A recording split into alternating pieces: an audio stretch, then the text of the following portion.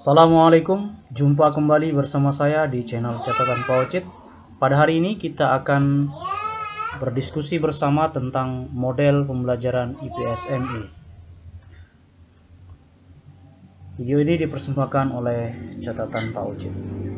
Bapak Ibu yang berbahagia,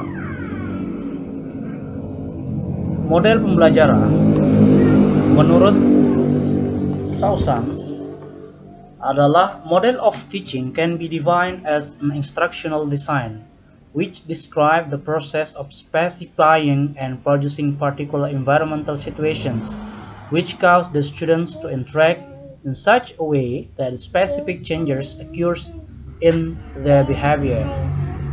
Model pembelajaran juga merupakan suatu perencanaan atau pola yang digunakan sebagai pedoman dalam merencanakan pembelajaran di kelas. Itu menurut Richard E. Arens tahun 2008. Dengan demikian, model pembelajaran merupakan kerangka konseptual yang melukiskan prosedur sistematik dalam mengorganisasikan pengalaman belajar tertentu dan berfungsi sebagai pedoman bagi perancang pembelajaran dan para guru dalam melaksanakan pembelajaran.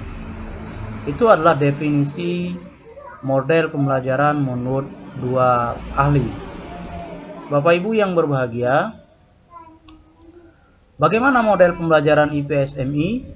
Model pembelajaran IPS MI 1, model bermain peran atau role playing. Yang kedua, model simulasi sosial. Yang ketiga adalah telaah jurisprudensi. Dan yang keempat adalah model inquiry sosial. Model-model ini menjadi alternatif di dalam pembelajaran IPS MI. Kemudian model-model ini teman-teman bisa kembangkan di dalam proses pembelajaran IPS MI.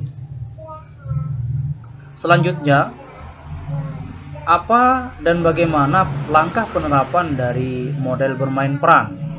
Yang pertama adalah pemanasan atau warming up.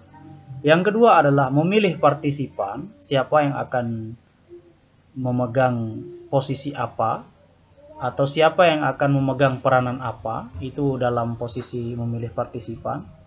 Kemudian menyiapkan pengamat atau observer, lalu menata panggung, memainkan peran atau manggung, kemudian diskusi dan evaluasi, kemudian memainkan peran ulang atau manggung ulang.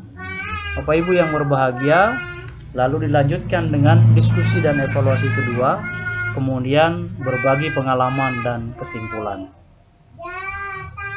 Model pembelajaran IPS yang kedua adalah model telaah jurisprudensi. Apa itu dan bagaimana menerapkannya? Yang pertama, kita mengenalkan materi melalui cerita atau film. Lalu yang kedua, mensintesiskan fakta dan mengkaitkan dengan isu umum. Lalu yang ketiga adalah menetapkan posisi atau sikap atau pendapat. Kemudian pendapat yang sudah ditetapkan digali dengan mengajukan pendapat yang lebih konfrontatif.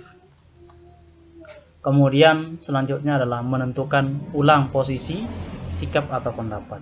Itu adalah model telaah jurisprudensi. Kemudian langkah penerapannya diakhiri dengan pengujian asumsi faktual. Bapak Ibu yang berbahagia, model yang ketiga adalah model simulasi sosial. Langkah penerapannya yang pertama adalah memilih topik simulasi. Yang kedua adalah menyusun skenario simulasi. Yang ketiga menguji cobakan prosedur simulasi. 4 melaksanakan simulasi. Dan kelima di briefing.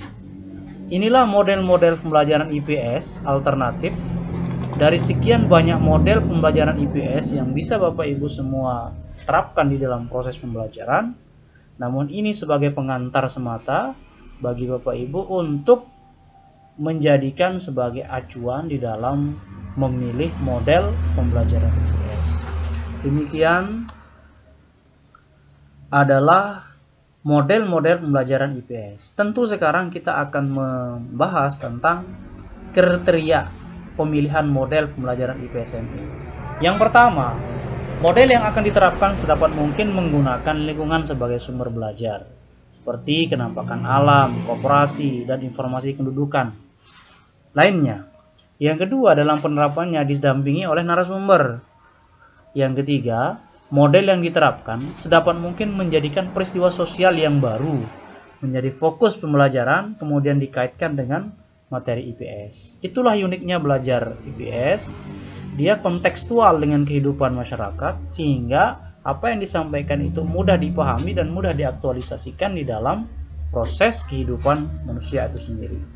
Kriteria pemilihan model pembelajaran IPS yang keempat adalah sedapat mungkin melibatkan peserta didik di dalam proses pembelajaran. Jangan teacher center, atau kalau kemarin itu ekspositasi gitu. Tapi kita harus melibatkan siswa aktif di dalam proses pembelajaran. Yang kelima adalah memiliki relevansi dengan kehidupan peserta didik.